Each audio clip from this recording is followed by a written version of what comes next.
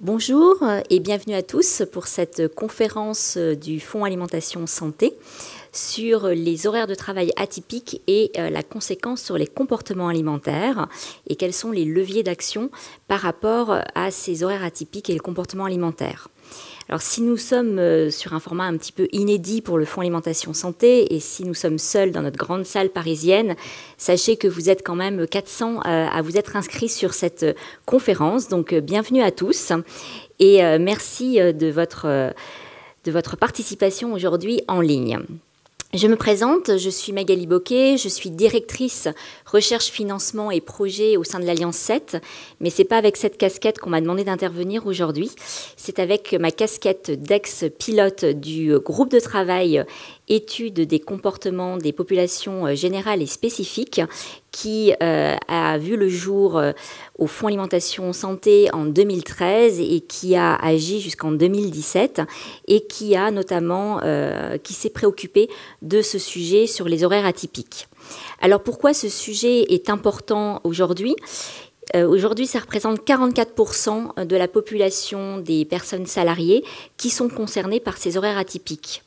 Donc 44%, c'est à peu près 11 millions de salariés aujourd'hui qui, une fois par mois, peuvent avoir ce type d'horaire. Alors qu'est-ce qu'un horaire atypique ? C'est un horaire qui est en dehors des périodes habituelles, donc du lundi au vendredi en journée. Donc ça peut être des personnes qui travaillent la nuit, le week-end, en dehors des heures ouvrables habituelles.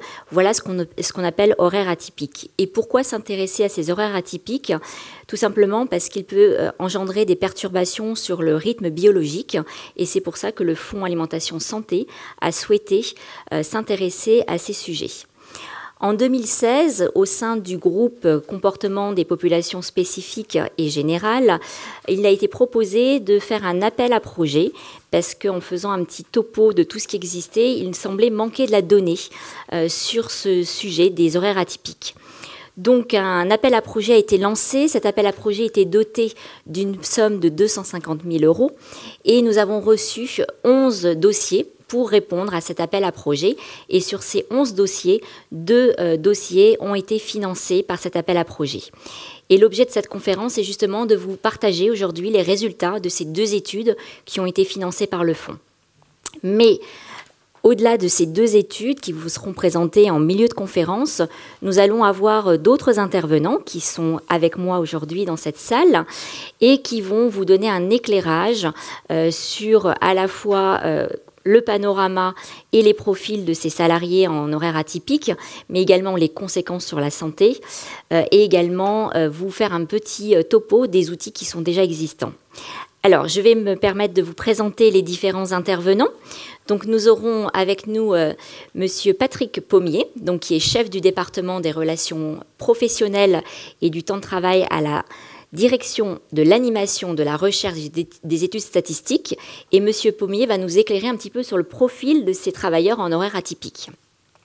Ensuite, nous aurons le docteur Jean-Michel Le Cerf, qui est chef du service de nutrition à l'Institut Pasteur de Lille et qui, lui, va utiliser une étude qui a été menée par l'ANSES en 2016 pour nous expliquer un petit peu quels sont les risques qui sont engendrés par ces horaires et ces rythmes de travail atypiques. Sur cette deuxième partie, nous aurons les résultats des études qui ont été menées et financées par le fonds. Alors, tout d'abord, Martine Pellerin. Alors, c'est un peu la grande mode en ce moment d'avoir un intervenant qui ne peut pas se déplacer pour des raisons sanitaires. Alors, hélas, nous n'avons pas les moyens de TF1, donc il n'y aura pas son siège avec son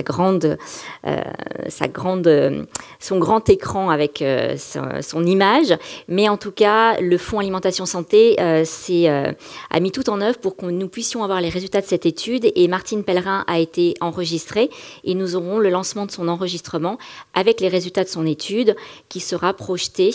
Donc, l'étude portait sur justement des travailleurs sur 3 entreprises de Haute-Vienne et une enquête a été faite auprès de ces travailleurs et nous aurons le résultat de cette enquête fait par Martine Pellerin.